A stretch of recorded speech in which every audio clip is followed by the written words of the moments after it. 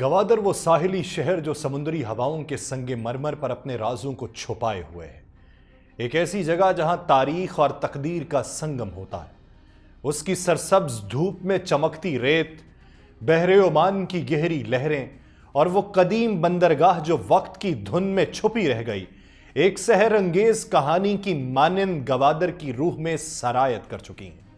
یہ وہ مقام ہے جہاں زمین و آسمان کی سرحدیں مدھم ہو جاتی ہیں اور ہر پل ایک نیا منظر پیش کرتا ہے، جیسے کوئی شاندار رومانوی قصہ جو یادگار بننے کے لیے اپنی شکل لے رہا ہو۔ گوادر کا رنگین ماضی، جہاں سے سکندر اعظم کی فتوحات کے نشان بھی گزرے اور جہاں عمان کے شہزادوں نے اپنے عہد کی شان کے بیچوں بیچ قدم رکھا، اب ایک نیا دور دیکھ رہا ہے۔ ایک ایسا دور جس کی بنیاد پر اس کی تقدیر اور بھی عظمت کے ساتھ جڑی ہوئی ہے۔ گوادر نہ صرف ایک جگہ ہے بلکہ ایک خواب ہے جس کی تعبیر میں دریا کی گہرائی اور ریت کے ذروں کی حکایتیں چھپی ہوئی ہیں۔ یہاں کی ہوا میں کچھ خاص بات ہے جو ہر آنے والے کو اپنی گرفت میں لے لیتی ہے، جیسے یہ شہر ایک راز کی طرح چپکے سے اسے اپنی سحر انگیز تقدیر میں ضم کر لیتا ہے۔ یہ شہر پاکستان بلکہ دنیا کے نقشے پر بھی ایک نئی شناخت بننے جا رہا ہے، جہاں تاریخ، معیشت اور سیاست کا میل جول اسے ایک اہم عالمی مقام دینے والا ہے۔ اس کی بنیادوں میں گوادر کی قدیم عظمت کی گونج اور آج کے جدید ترقی کے امکانات ایک ساتھ ملتے ہیں، جیسے اس شہر کا ہر لمحہ کسی شاندار رومانوی یادگار کی مانند اپنی داستان سنا رہا ہو۔ آپ سب پر سلامتی ہو، میں یاسر رشید ہوں اور آپ دیکھ رہے ہیں 92 ڈیجیٹل۔ ناظرین، گوادر ایک چھوٹا مگر جغرافیائی لحاظ سے اہم علاقہ تاریخ میں ہمیشہ اپنی غیر معمولی اہمیت کی وجہ سے زیر بحث رہا۔ دو قوتیں، برطانیہ اور پاکستان، وہ واحد ریاستیں ہیں جنہوں نے گوادر کے تصویراتی مقام کو پہچانا اور اسے اپنے مقاصد کے لیے ضروری سمجھا۔ 19ویں صدی کے وسط میں برطانیہ نے گوادر کی دفاعی اہمیت کا اندازہ اس وقت لگایا جب افغانستان نے ان علاقوں پر حملہ کیا۔ برطانوی حکومت نے ایران اور تربت کے درمیان موجود پورے خطے کی معلومات حاصل کیں اور اس علاقے کی سیاسی اور جغرافیائی اہمیت کو سمجھ لیا۔ پاکستان کی دلچسپی کا آغاز تقسیم ہند کے بعد ہوا، جب 1949 میں اس نے سنجیدگی سے گوادر کو اپنی حدود میں شامل کرنے کی کوشش کی۔ بحیرہ عرب کے کنارے واقع اس علاقے کو پاکستان کے لیے دو وجوہات سے ضروری سمجھا گیا: مضبوط معیشت اور دفاعی مضبوطی۔ پاکستان جو اپنی تاریخ کے ابتدائی دنوں میں شدید اقتصادی بحران سے گزر رہا تھا، گوادر کو اپنی معیشت کو بہتر کرنے کا ایک ممکنہ حل سمجھتا تھا۔ اس وقت سمگلنگ کی وجہ سے قومی وسائل پر شدید دباؤ تھا اور گوادر کی غیر ترقی یافتہ بندرگاہ اس سرگرمی کا مرکز تھی۔ اس کے علاوہ دفاعی نقطہ نظر سے گوادر کی بندرگاہ کا حصول پاکستان کے لیے ایک محفوظ اور مضبوط دفاعی حصار فراہم کر سکتا تھا۔ گوادر جو اس وقت ایک خاموش اور غیر ترقی یافتہ ساحلی علاقہ تھا، اس کی بندرگاہ اور ایئرپورٹ دونوں غیر فعال تھے۔ 1956 میں اسماعیلی برادری کے پرنس علی خان کے دورے کے علاوہ یہ علاقہ ایک ویران مقام کی صورت میں موجود تھا، لیکن پاکستان کے لیے یہ ایک ایسی دیوار تھی جسے توڑنا وقت کی ضرورت بن گیا تاکہ یہ خطہ معیشت اور دفاع کے لحاظ سے ایک روشن مستقبل کی بنیاد فراہم کر سکے۔ گوادر جو کبھی ایک غیر ترقی یافتہ ساحلی قصبہ تھا، 1958 میں پاکستان کا حصہ بننے کے ساتھ ہی قومی تاریخ میں ایک اہم سنگ میل بن گیا۔ یہ وہ وقت تھا جب دفاعی عدم تحفظ، معاشی چیلنجز اور سمگلنگ کے بڑھتے ہوئے مسائل کے پیش نظر حکومت پاکستان نے گوادر کو اپنی سرزمین میں شامل کرنے کی سنجیدہ کوششیں کی۔ پاکستانی حکومت کی منصوبہ بندی 1949 سے شروع ہوئی، جب یہ واضح ہوا کہ بحیرہ عرب کی اس اہم ساحلی پٹی کے ساتھ مضبوط سڑکوں اور کنٹرول کی ضرورت ہے۔ لیکن گوادر جو عمان کی تحویل میں تھا، اس خواب کی تکمیل میں سب سے بڑی رکاوٹ تھا۔ 1958 میں عمان کے سلطان اعلیٰ حضرت سعید بن تیمور اور برطانیہ کی ثالثی سے ہونے والی بات چیت نے اس مسئلے کا حل نکالا اور گوادر ایک خیر سگالی کے جذبے کے تحت پاکستان کے حوالے کر دیا گیا۔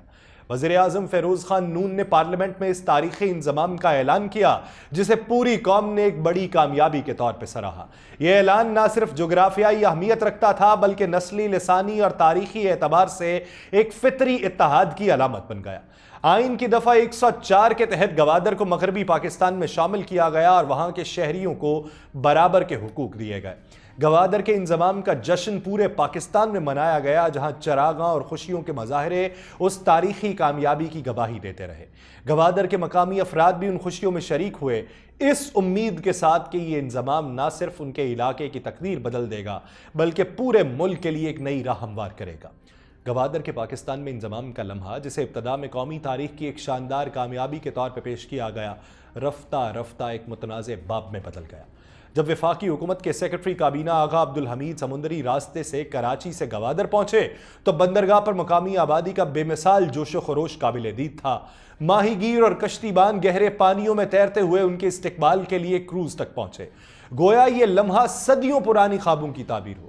اگلے دن جب برطانوی کونسل جنرل نے آغا عبدالحمید کو وہ دستاویزات پیش کیں جن کے ذریعے گوادر رسمی طور پر پاکستان کا حصہ بنا، تو ایڈمنسٹریٹر کی رہائش گاہ پر پاکستانی پرچم لہرایا گیا۔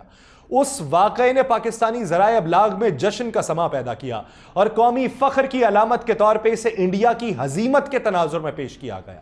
ایک معروف کارٹون میں بھارت کو گوادر سے نکلتے ہوئے اور پاکستان کو گوادر میں داخل ہوتے دکھایا گیا، جو عوامی جذبات کی عکاسی کرتا تھا۔ یہ خوشی کی کیفیت 2 ہفتے تک جاری رہی اور یہاں تک کہ عالمی جریدے ٹائمز نے 22 ستمبر 1958 کے شمارے میں انکشاف کیا کہ گوادر مفت میں نہیں بلکہ 4 کروڑ 20 لاکھ روپے کی خطیر رقم کے بدلے حاصل کیا گیا تھا۔ مزید یہ کہ حکومت پاکستان نے عمان کے سلطان کو یقین دہانی کرائی تھی کہ اگر اس علاقے سے تیل نکالا گیا تو اس کی آمدنی کا ایک حصہ ان کے لیے مختص ہوگا۔ یہ انکشاف پاکستانی عوام کے لیے دھماکہ خیز ثابت ہوا۔ ذرائع ابلاغ میں یہ خبر نمایاں طور پہ شائع ہوئی، جس کے نتیجے میں حکومت پر تنقید ہونے لگی اور قوم کو یہ محسوس ہونے لگا کہ انہیں اندھیرے میں رکھا گیا اور سچائی چھپائی گئی۔ ایک ایسا لمحہ جو اتحاد اور فخر کا نشان بن سکتا تھا، وہ تب سوالات اور شبہات کی گہرائیوں میں ڈوب گیا۔ گوادر کی تاریخ کے دھندلکوں سے ابھرتے انکشافات نے اس خطے کے حصول کی داستان کو نہ صرف پیچیدہ بلکہ عالمی سیاست کے تانے بانے میں گونج دیا۔ ٹائمز نے جب حکومت پاکستان پر عالمی جریدے کی رپورٹ کے انکشافات کے بعد شدید تنقید ہوئی تو چند روز کی خاموشی کے بعد 24 ستمبر 1958 کو گورنر مغربی پاکستان نواب مظفر قزلباش کے پالیسی بیان نے اس تنازع کو ایک نیا رخ دیا۔ نواب قزلباش نے واضح کیا کہ گوادر کے لیے رقم کی ادائیگی کا سبب صرف خیر سگالی نہیں بلکہ بھارت کی گوادر پر گہری دلچسپی تھی۔ ان کے مطابق بھارت نے عمان کے سلطان کو پاکستان کی پیشکش سے 10 گنا زیادہ معاوضے کی پیشکش کی تھی اور سفارتی دباؤ کے لیے کئی اثر و رسوخ رکھنے والے ممالک کو بھی شامل کرنے کی کوشش کی تھی۔ بھارت کا موقف یہ تھا کہ گوادر کی اکثریتی آبادی ہندو ہے، اس لیے ان کا حق پہلے ہے، لیکن پاکستان کے جاری کردہ اعداد و شمار نے یہ دعویٰ مسترد کیا کیونکہ گوادر کی کل آبادی 20,000 میں سے صرف 1,000 ہندو تھے۔ بھارت نے آخری کوشش کے طور پہ اس تصواب رائے کے انعقاد کا مطالبہ کیا اور اس سلسلے میں وزیر اعظم کو ایک خط بھیجا گیا جس میں انڈین آفیسرز کو علاقے میں آنے کی اجازت دینے کی درخواست کی گئی، لیکن پاکستان نے اس مطالبے کو مسترد کر کے گوادر پر بھارتی عزائم کو ناکام بنایا۔ یہ دلچسپی جنوری 1947 میں اس وقت پیدا ہوئی تھی جب عمان کے سلطان نے گوادر کو دور دراز اور غیر منافع بخش علاقہ سمجھتے ہوئے اسے فروخت کرنے کی تجویز دی۔ برطانوی حکومت جو اس خطے میں ہمیشہ سے دلچسپی رکھتی تھی اس پیشکش پر غور کرنے لگی، لیکن دوسری عالمی جنگ کے باعث یہ فیصلہ مؤخر کر دیا گیا۔ گوادر کی اس داستان نے ثابت کیا کہ یہ صرف بے آب و گیا ساحلی خطہ نہیں تھا بلکہ عالمی سیاست، اقتصادی مفادات اور جغرافیائی اہمیت کا ایسا محور تھا جس نے بر صغیر کی 2 بڑی قوتوں کو ایک غیر معمولی کشمکش میں الجھا دیا تھا۔ گوادر کی تاریخ اور جغرافیائی حیثیت ایک ایسی پیچیدہ داستان ہے جس کے دھاگے مکران کے بلوچ قبائل، عمانی شہزادے اور برطانوی سامراج کی سفارتی چالوں سے جڑے ہوئے ہیں۔ 19ویں صدی کے برطانوی سیاح سر چارلز میک گریکور کی کتاب ونڈر نگران بلوچستان اس بات کی تصدیق کرتی ہے کہ گوادر اور قدیم زمانے سے مکران کا حصہ رہا اور کبھی بھی ریاست قلات کی براہ راست ملکیت نہیں رہا۔ یہ خطہ بلوچ قبائل کی باہمی کشمکش کے دوران کچھ سرداروں کے زیر اثر رہا جنہوں نے ریاست قلات کے ساتھ ایک معاہدے کے تحت اپنی داخلی خود مختاری برقرار رکھی۔ اسی دوران 1783 میں عمان کے شہزادے سعید سلطان اپنی جانشینی کی جنگ میں ناکامی کے بعد گوادر پہنچے۔ مقامی بلوچ سرداروں نے جنگ میں مداخلت کرنے کی بجائے گوادر کو عارضی طور پر شہزادے کے سپرد کیا، اس شرط پہ کہ کامیابی کے بعد یہ علاقہ واپس کر دیا جائے گا۔ لیکن شہزادے کی سلطنت بحال ہونے کے بعد گوادر عمانی کنٹرول میں ہی رہ گیا۔ پاکستان نے گوادر کے حصول کے لیے جو تاریخی دلائل پیش کیے ان میں بلوچستان گزیٹر 1939 میں شائع ہونے والی افغان حاجی عبدالغنی کی رپورٹ بھی شامل تھی۔ ان دستاویزات نے ثابت کیا کہ گوادر اور چابہار مکران کے تاریخی علاقے تھے اور ان کی جغرافیائی اہمیت نہ صرف تجارتی بلکہ دفاعی حکمت عملی کے لحاظ سے بھی غیر معمولی تھی۔ خلیج فارس پہ کنٹرول کی صلاحیت نے گوادر کو ایسا قیمتی اثاثہ بنایا جو نہ صرف برطانوی سامراج کی نظروں میں اہم تھا بلکہ ہندوستان اور عمان کے لیے بھی باعث کشمکش بن گیا۔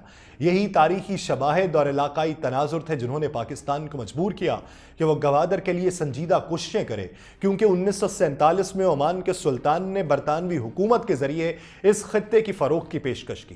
سلطان کی یہ پیشکش بھارت کے لیے بھی دلچسپی کا باعث بنی، جس نے گوادر کے حصول کے لیے بھرپور سفارتیں کوشش کی، لیکن پاکستان کی جانب سے پیش کیے گئے مضبوط تاریخی اور جغرافیائی دلائل اور فوری حکمت عملی نے نہ صرف بھارت کے عزائم ناکام بنائے بلکہ گوادر کو پاکستان کے جغرافیے کا ایک اٹوٹ حصہ بنا دیا۔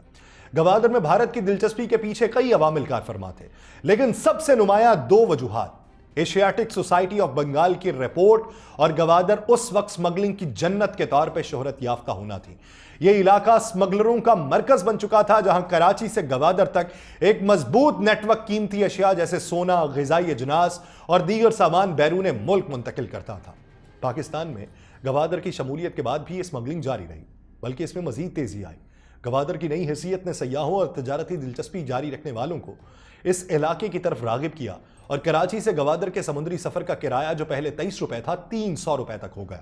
ان سیاحوں نے گوادر کو قیمتی سامان، غیر ملکی کپڑوں اور بھارتی کرنسی میں لین دین کے مرکز کے طور پہ دیکھا، لیکن وقت کے ساتھ وہاں کے بازاروں سے یہ قیمتی سامان غائب کرنا شروع کر دیا، جس کی بڑی وجہ ہندو تاجروں کی اجارہ داری اور ان کی فوری نقل مکانی بتائی گئی۔ گوادر کی پاکستان میں شمولیت کے بعد سمگلنگ روکنے کے لیے حکومت نے تجارتی سرگرمیوں پر سخت پابندی عائد کر دی، کیونکہ سونا اور کرنسی کی غیر قانونی منتقلی قومی معیشت کے لیے خطرہ بن رہی تھی۔ یہ صورتحال اس بات کو تقویت دیتی ہے کہ گوادر کے گرد ساحلی علاقوں میں شاہراہ کی تعمیر کیوں ضروری سمجھی گئی۔ تاہم عمان کا گوادر پر اختیار اس منصوبے میں سب سے بڑی رکاوٹ تھا، جو آخر کار گوادر کی پاکستان میں شمولیت سے ختم ہو گیا۔ یہ گوادر نہ صرف ایک دفاعی اور تجارتی مراکز کے طور پہ ابھرا بلکہ ایک ایسا خطہ بھی بن گیا جہاں سمگلنگ کے خاتمے اور معاشی استحکام کے لیے بنیادی اقدامات ضروری تھے۔ اس کے ساتھ بھارت کے عزائم بھی ہمیشہ کے لیے ناکام ہو گئے، جو اس علاقے میں اپنی موجودگی کی مستحکم کرنے کی کوشش کر رہا تھا۔ ٹائم میگزین نے ستمبر 1958 میں اپنے شمارے میں 2 اہم انکشافات کیے تھے جو گوادر کی مستقبل کی اہمیت کو اجاگر کرتے ہیں۔ پہلا انکشاف اس علاقے کی فروغ کے سلسلے میں عمان کو ادا کی جانے والی رقم کا تھا، جبکہ دوسرا انکشاف پاکستان کے اس ارادے سے متعلق تھا کہ وہ یہاں ایک بڑا ایئرپورٹ اور بحری اڈہ تعمیر کرے گا۔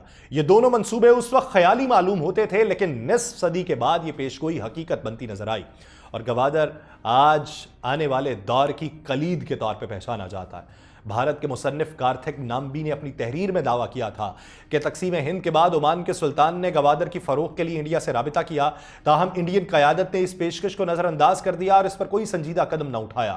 یہ موقع ضائع ہونے کے بعد سلطان نے پاکستان سے رجوع کیا، جس نے اس موقع سے بھرپور فائدہ اٹھایا اور گوادر کو اپنے جغرافیے کا حصہ بنا لیا۔ کارتھک کے مطابق انڈین قیادت کی کوتاہ نظری اور اسٹریٹجک فیصلوں میں غفلت نے بھارت کے لیے ایک سنہری موقع گنوایا۔ اگر بھارت اس وقت گوادر کو حاصل کرنے میں کامیاب ہو جاتا تو نہ صرف اس کی تجارتی قوت میں اضافہ ہوتا بلکہ وہ خطے میں اسٹریٹجک برتری بھی حاصل کر سکتا تھا، لیکن تاریخ نے مختلف راستہ چنا اور پاکستان کی فیصلہ سازی نے جغرافیائی اور سیاسی حالات کا دھارا موڑ دیا، جس کے اثرات آج تک دیکھے جا سکتے ہیں۔ گوادر کا ابھرتا ہوا کردار اس بات کا ثبوت ہے کہ جغرافیہ، معیشت اور دفاعی حکمت عملی کا گہرا تعلق ہے۔ انڈیا کے ہاتھ سے چھوٹنے والا یہ موقع آج پاکستان کے لیے ایک مضبوط کارڈ کے طور پر سامنے آیا ہے، جو آنے والے وقت میں عالمی تجارت اور سیاست کے نقشے پر اہم مقام حاصل کر رہا ہے۔ پاکستان کی قومی ایئر لائن PIA کی پہلی کمرشل پرواز نے پیر کے روز نیو گوادر انٹرنیشنل ایئرپورٹ پر کامیابی سے لینڈنگ کی ہے، جسے ملک کی سب سے بڑی ہوائی اڈے کے طور پر پہچانا جا رہا ہے، اور یہ لمحہ گوادر کی ترقی کے خواب کو حقیقت حقیقت کا رنگ دینے کی جانب ایک اہم قدم قرار دیا جا رہا ہے۔ PIA کا ATR طیارہ صبح کے وقت نیو گوادر بین الاقوامی ہوائی اڈے پر اترا، جہاں اس اہم موقع کی مناسبت سے ایک پروقار تقریب منعقد کی گئی۔ اس پرواز نے نہ صرف گوادر کی کمرشل پروازوں کے نئے دور کا آغاز کیا بلکہ علاقے کے مستقبل کے امکانات کو بھی روشن کر دیا۔ نیو گوادر انٹرنیشنل ایئرپورٹ، جو سالانہ 4 لاکھ مسافروں کی گنجائش رکھتا ہے، ایک طویل عرصے سے زیر تعمیر ہے۔ اس منصوبے کی منظوری 2009 میں پاکستان پیپلز پارٹی کی حکومت نے دی تھی، لیکن اس کی تعمیر 2019 میں شروع ہوئی۔ یوں اس جدید ہوائی اڈے کو مکمل طور پہ آپریشنل ہونے میں 16 سال کا عرصہ لگا، جو خطے میں سست ترقیاتی عمل اور درپیش چیلنجز کی عکاسی کرتا ہے۔ ایئرپورٹ کی تعمیر میں تاخیر کی بنیادی وجوہات میں ملک کی مجموعی سیکیورٹی صورتحال شامل ہے، خاص طور پہ چینی انجینئرز پہ ہونے والے حملے۔ چین نے گوادر میں ایئرپورٹ کی تعمیر سمیت دیگر بڑے منصوبوں میں بھاری سرمایہ کاری کی، جو چین کے CPEC کے تحت گوادر کو عالمی تجارتی مرکز بنانے کے منصوبے کا حصہ ہے۔ یہ ایئرپورٹ گوادر کی عالمی تجارت کے مرکز کے طور پہ ترقی کے سفر میں ایک اہم سنگ میل ہے۔ کمرشل پروازوں کی آمد نہ صرف مقامی معیشت کو فروغ دے گی بلکہ خطے میں روزگار کے مواقع پیدا کرنے اور سیاحت کو ترقی دینے میں بھی کلیدی کردار ادا کرے گی۔ گوادر کا ایئرپورٹ آنے والے وقت میں خطے کے لیے اقتصادی اور سفری سہولیات کا ایک نیا باب کھولنے کے لیے تیار ہے۔ چین کی ون بیلٹ ون روڈ منصوبے کے تحت دنیا بھر میں تجارتی انفراسٹرکچر کی تعمیر کے مشن کا ایک اہم حصہ گوادر کا نیو انٹرنیشنل ایئرپورٹ اور بندرگاہ کی تعمیر۔ یہ منصوبے نہ صرف پاکستان بلکہ پورے خطے کی ترقی اور تجارتی مرکزیت کو فروغ دینے کے لیے ایک اہم قدم سمجھے جاتے ہیں۔ پیر کے دن کراچی سے نیو گوادر انٹرنیشنل ایئرپورٹ پر اترنے والی پہلی کمرشل پرواز نے اس جدید ہوائی اڈے کے آپریشنز کے آغاز کی بنیاد رکھ دی ہے۔ سول ایویشن کے مطابق PIA کی پرواز PK-503 صبح 9:30 بجے 9:50 پر کراچی سے روانہ ہوئی اور 11:15 پر گوادر کے جدید سہولیات سے آراستہ ایئرپورٹ پر لینڈ کی۔ یہ پرواز 46 مسافروں کے ہمراہ پہنچی اور اسے ایئرپورٹ پر فائر انجنز نے روایتی واٹر کینن سلامی دی، جو اس تاریخی موقع کی علامت تھی۔ ایئرپورٹ کے لاؤنج میں ایک شاندار افتتاحی تقریب منعقد ہوئی، جس میں وزیر دفاع و ہوابازی خواجہ آصف مہمان خصوصی تھے اور ان کے ہمراہ گورنر بلوچستان جعفر خان مندوخیل اور وزیر اعلیٰ بلوچستان سرفراز احمد بگٹی نے بھی شرکت کی اور پرواز کے مسافروں کا استقبال کیا۔ نیو گوادر انٹرنیشنل ایئرپورٹ چین پاکستان اقتصادی راہداری کا ایک اہم فلیگ شپ منصوبہ ہے، جو بلوچستان کے گرانڈانی علاقے میں واقع ہے اور 4300 ایکڑ کے رقبے پر پھیلا ہوا ہے۔ یہ پاکستان کا سب سے بڑا ایئرپورٹ ہے، جس کی تعمیر میں چین کا بڑا حصہ ہے، جبکہ عمان نے بھی معاونت فراہم کی ہے۔ ایئرپورٹ کا رن وے 3.6 کلومیٹر طویل ہے، جو بڑے طیاروں جیسے بوئنگ 747 اور ایئر بس A380 کی لینڈنگ کے لیے موزوں ہے۔ اس میں جدید air traffic control system, navigational aids اور سیکیورٹی خصوصیات موجود ہیں۔ مسافروں کی رہنمائی کے لیے بورڈز انگریزی، اردو اور چینی زبان میں ہیں۔ ایئرپورٹ کی سالانہ گنجائش 4 لاکھ مسافروں کی ہے، جس کا مطلب ہے کہ ہر ماہ تقریباً 33,000 مسافر آ جا سکتے ہیں۔ یہ ایئرپورٹ گوادر کے تجارتی اور سیاحتی شعبے میں اہم کردار ادا کرے گا اور اس کے ذریعے چین اور پاکستان کے درمیان اقتصادی تعلقات مزید مستحکم ہوں گے۔ نیو گوادر ایئرپورٹ چین پاکستان اقتصادی راہداری کے منصوبے کا حصہ تھا، لیکن اس کا ابتدائی منصوبہ پہلے سے موجود تھا اور اس منصوبے کی ابتدا جو تھی 2009 میں ہوئی، جب پلاننگ کمیشن کی سینٹرل ڈیولپمنٹ ورکنگ پارٹی نے اس کی تعمیر کی منظوری دی، جس کی ابتدائی لاگت $90.6 ملین تھی۔ لیکن ایئرپورٹ کی تکمیل میں تاخیر نے اس کی لاگت میں کئی گنا اضافہ کیا اور یوں یہ $90.6 ملین سے اب تقریباً $246 ملین امریکی ڈالر کی لاگت سے مکمل کیا گیا ہے۔ اس منصوبے کی فنڈنگ حکومت پاکستان، پاکستان ایئرپورٹس اتھارٹی، سلطنت عمان اور چین کی گرانٹ سے کی گئی ہے۔ منصوبے کے مطابق نیو گوادر ایئرپورٹ کی تعمیر کے لیے 4300 ایکڑ اراضی حاصل کی گئی تھی، جس میں سے 1.5 ارب روپے صرف اراضی کے حصول کے لیے مختص کیے گئے تھے۔ ایئرپورٹ کا مقصد گوادر شہر سے 26 کلومیٹر مشرق میں گرانڈانی میں واقع ہے اور اس کا رقبہ 4300 ایکڑ پر ہے، جب گوادر شہر سے 12 کلومیٹر شمال میں گوادر ایئرپورٹ واقع ہے، صرف فوکر F-27 طیاروں کو ہی ہینڈل کرنے کی صلاحیت رکھتا تھا۔ نئے ایئرپورٹ کی تعمیر سے بلوچستان کے جنوبی علاقوں تک آسان رسائی فراہم کرنا تھا اور یہ گوادر کے تجارتی اور سیاحتی شعبے کے لیے اہم سنگ میل ثابت ہوگا۔ بلوچستان میں امن و امان کی خراب صورتحال اور احتجاج گوادر کے نئے ایئرپورٹ کے افتتاح میں بار بار رکاوٹ بنے۔ ابتدائی طور پہ اس ایئرپورٹ کا افتتاح 14 اگست 2024 کو طے تھا، مگر 28 جولائی کو بلوچ یکجہتی کمیٹی نے گوادر میں احتجاجی دھرنا دیا، جو پرتشدد ہوا، کئی روز تک جاری رہا، جس کی وجہ سے افتتاح ملتوی ہو گیا۔